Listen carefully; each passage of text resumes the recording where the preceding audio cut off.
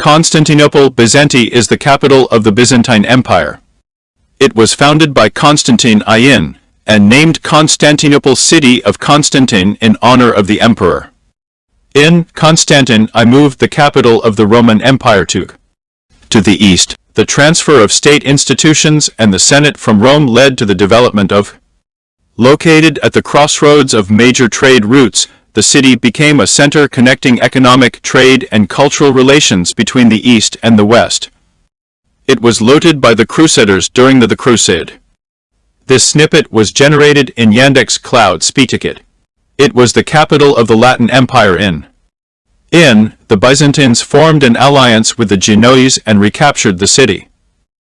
On May, it was captured by the Ottoman Turks Sultan Mehmet and changed its name to Istanbul. Later became the capital of Turkey under the name of Istanbul until